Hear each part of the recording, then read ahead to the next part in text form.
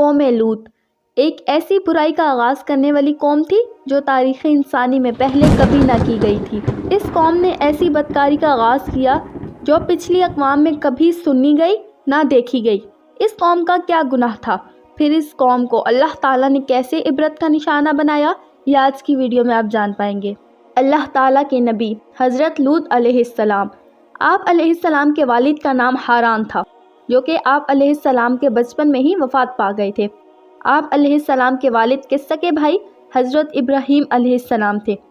آپ علیہ السلام کی والد کے وفات کے بعد آپ علیہ السلام کی پرورش آپ علیہ السلام کے چچا یعنی حضرت ابراہیم علیہ السلام نے کی۔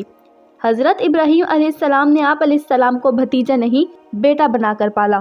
آپ علیہ السلام سب سے پہلے حضرت ابراہیم علیہ السلام پر ایمان لائے۔ حضرت لوط علیہ السلام جب بارش کے لیے دعا فرماتے تو آسمان بادلوں سے بھر جاتا اور بارش برسنا شروع ہو جاتی۔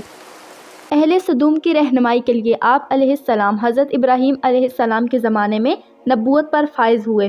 شہر سدوم ایک ایسا علاقہ تھا جس کے آس پاس 5 انتہائی خوبصورت شہر آباد تھے اور ہر شہر کی آبادی 1,00,000 انسانوں سے بھی زیادہ تھی۔ یہ نہایتی سرسبز و شاداب علاقے تھے۔ باغات کی کثرت تھی ان علاقوں میں، کھیتیاں ضرورت سے بھی زیادہ تھی یہاں۔ یہ ایک زرخیز علاقہ تھا جہاں کئی اقسام کے اناج پیدا ہوتے تھے اور اسی وجہ سے دوسری بستیوں کے لوگ اس علاقے کا رخ کرتے تھے تاکہ اپنی معاشی اور غذائی ضروریات یہاں سے پوری کر سکیں۔ لیکن یہ بات اہل سدوم کو ایک آنکھ نہ بھاتی تھی۔ ان کا خیال یہ تھا کہ ان کے علاقے میں جتنی بھی چیزیں پیدا ہوتی ہیں اس کے حقدار صرف اہل سدوم کے لوگ ہی تھے، اور وہ بالکل بھی نہیں چاہتے تھے کہ دوسری بستیوں والے لوگ ان کے علاقوں کا رخ کریں۔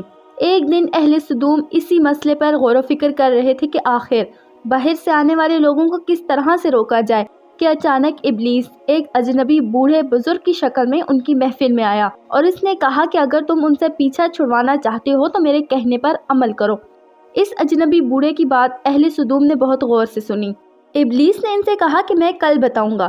ویری نیکسٹ ڈے، اگلے ہی دن ابلیس ایک جوان لڑکے کی شکل میں آیا اور ابلیس نے انہیں اپنی عورتوں کی بجائے مردوں کے ساتھ بدفعلی کرنا سکھایا۔ ابلیس نے کہا، اگر تم ان بستی کے لوگوں سے نجات چاہتے ہو جو تمہاری بستی میں آتے ہیں تو اس طرح کرو کہ جب بھی کوئی اجنبی تمہارے علاقے میں آئے تو تم لوگ زبردستی ان کے ساتھ اپنی خواہش پوری کرو۔ اس طرح وہ لوگ اس بستی میں آنا چھوڑ دیں گے۔ اپنی خواہشات کی تکمیل کے لیے مردوں سے فعل بد اس قوم کا رواج ہو گیا تھا۔ یہاں عام بے حیائی پھیل گئی تھی۔ بھری محفلوں میں یہ کام خوشی کی خاطر کیے جانے لگے تھے۔ گھر گھر یہ فعل عام ہو گیا۔ امیر سے لے کر غریب تک بڑے بڑے رفقا بھی اس سے بچ نہ پائے تھے۔ اس کام کے کیے بغیر محفل مکمل نہ ہوتی۔ اگر کوئی مسافر ان کے ہاں آتا تو وہ اسے بھی اپنا شکار بنا لیتے تھے۔ کوئی بھی مسافر ان کے ہاں سے سلامت واپس نہ جا سکتا تھا۔ یہ قوم سخت، دھوکے باز، ظالم اور بد معاملہ تھی۔ اگر کوئی شخص ان کے ہاں آ جاتا تو وہ فاقوں سے مر جاتا اور یہ لوگ اس کے کپڑے اتار کر اسے برہنہ دفنا دیتے تھے۔ اپنے علاقے کو ان لوگوں نے باغ کی طرح رکھا ہوا تھا اور اس میں وہ اعلانیہ بدکاریاں کرتے تھے، انتہائی بے حیائیاں کرتے تھے۔ حضرت لوط علیہ السلام نے ان لوگوں کو ایک اللہ کو ماننے کا حکم دیا، توحید کی دعوت اور اس گندے کام سے انہیں توبہ کرنے کا حکم بھی دیا۔ حضرت لوط علیہ السلام نے کہا، تم بے حیائی کیوں کرتے ہو؟ کیا تم عورتوں کو چھوڑ کر لذت حاصل کرنے کے لیے مرد کی طرف مائل ہوتے ہو؟ حقیقت یہ ہے کہ تم احمق لوگ ہو۔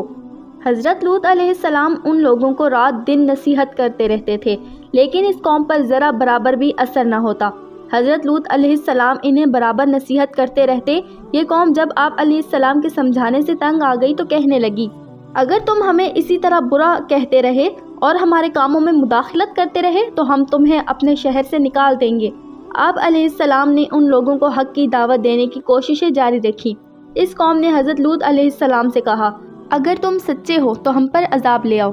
اللہ تعالیٰ نے اب تک ان لوگوں کو ڈھیل دے رکھی تھی، لیکن جب انہوں نے خود عذاب کا مطالبہ کیا تو ان لوگوں کے لیے عذاب کا فیصلہ ہو گیا۔ حضرت لوط علیہ السلام کے پاس اللہ تعالیٰ نے اپنے خاص فرشتوں کو روانہ فرمایا۔ یہ فرشتے دراصل حضرت جبرائیل علیہ السلام، حضرت میکائیل علیہ السلام اور حضرت اسرافیل علیہ السلام تھے۔ یہ فرشتے حضرت لوط علیہ السلام کے گھر تشریف لے آئے۔ حضرت لوط علیہ السلام ان 9 عمر لڑکوں کو دیکھ کر سخت پریشانی میں مبتلا ہو گئے۔ حضرت لوط علیہ السلام کا دل اس بات سے پریشان ہوا کہ اگر ان کے علاقے والوں نے ان خوبصورت نوعمر لڑکوں کو دیکھ لیا تو پتہ نہیں ان کے ساتھ کیسے سلوک کریں گے۔ حضرت لوط علیہ السلام کی بیوی وائلا تھی۔ وائلا نے آپ علیہ السلام پر ایمان نہ لایا تھا اور وہ منافقوں میں سے تھی۔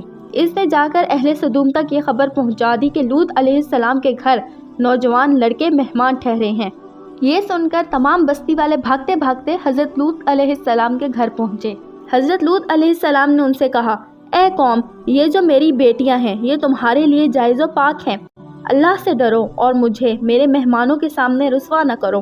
کیا تم میں سے کوئی بھی شائستہ آدمی نہیں؟ یہ سن کر قوم والے کہنے لگے، تم بخوبی واقف ہو کہ ہمیں تمہاری بیٹیوں سے کوئی حاجت نہیں، اور جو ہماری اصل چاہت ہے اس سے بھی تم بخوبی واقف ہو۔ جب قوم لوط حضرت لوط علیہ السلام کے گھر کی جانب دوڑتی ہوئی آئی تو آپ علیہ السلام نے گھر کے دروازوں کو اچھی طرح بند کر دیا اور ایک کمرے میں ان نوجوانوں کو چھپا دیا۔ اہل سدوم کے لوگ آپ علیہ السلام کے گھر کا محاصرہ کیے ہوئے تھے، گھر کی دیوار پر بھی چڑھنے کی کوششوں میں تھے۔ فرشتے یہ سب دیکھ رہے تھے۔ اپنی مہمانوں کی عزت کے لیے آپ علیہ السلام کا دل سخت گھبراہٹ کا شکار تھا۔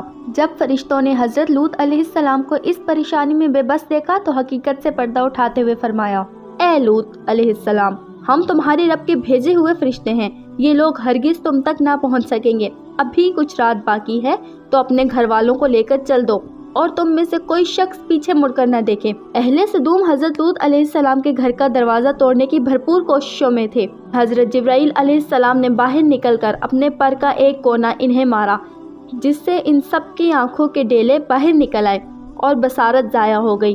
یہ خاص کر عذاب ان لوگوں کے لیے تھا جو غلط نیت سے حضرت لوط علیہ السلام کے پاس آئے تھے۔ حضرت لوط علیہ السلام کو جب حقیقت کا علم ہوا تو مطمئن ہوئے اور اپنے اہل خانہ کے ساتھ رات کے پہر میں ہی علاقہ چھوڑ کر نکل گئے۔ آپ علیہ السلام کی بیوی وائلا بھی ان کے ساتھ تھی۔ کچھ دور جا کر وہ واپس اپنی قوم کی طرف پلٹی اور جہنم رسید ہو گئی، باقی بستی والوں کے ساتھ ہی۔ صبح کا سورج نکلا تو اللہ کے حکم سے حضرت جبرائیل علیہ السلام نے اس پوری بستی کو اپنے پروں سے اکھاڑ دیا اور پھر اپنے بازوؤں پر رکھ کر آسمان کی طرف جانے لگے، یہاں تک کہ آسمان والوں نے بستی کے کتے کے بھونکنے اور مرغے کی اذان کی آوازیں بھی سنی۔ پھر اس بستی کو الٹا زمین پر پٹخ دیا۔ اس کے بعد ان پر پتھروں کی بارش برسائی گئی، ہر پتھر پر مرنے والے کا نام لکھا تھا۔ جب یہ پتھر ان کو لگتے تو ان کے سر پھٹ جاتے۔ صبح کے وقت یہ عذاب شروع ہوا اور اشراق کے وقت تک پوری بستی نیست و نابود ہو چکی تھی۔ اس بستی کے ساتھ ہی بحر مردار یعنی ڈیڈ سی ہے۔ اس سمندر کو بحر مردار اس لیے کہتے ہیں کیونکہ اس کا پانی کھارا ہے اور کڑوا بھی ہے، اور کوئی بھی مچھلی، مینڈک یا دوسرے آبی جانور اس میں زندہ نہیں رہ سکتے، اور کوئی بھی شخص اس پانی سے کسی بھی قسم کا فائدہ نہیں اٹھا سکتا۔ اہل سدوم جنہیں پتھر بنا دیا گیا تھا، ان کے مجسمے ابھی تک بحر مردار کے ساتھ موجود ہیں، جو قیامت تک کے لیے لوگوں کے لیے عبرت کا نشان ہے۔ روایت ہے کہ ایک مرتبہ حضرت سلیمان علیہ السلام نے شیطان سے پوچھا کہ اللہ تعالیٰ کے نزدیک سب سے بدترین عمل کیا ہے؟ ابلیس نے جواب دیا، جب مرد مرد سے بدفعلی کرے اور عورت عورت سے خواہش پوری کرے۔ حضرت ابن عباس رضی اللہ تعالیٰ عنہ سے روایت ہے کہ نبی کریم صلی اللہ علیہ وسلم نے فرمایا کہ اس شخص پر اللہ تعالیٰ کی لعنت ہو جو قوم لوط والا عمل کرے۔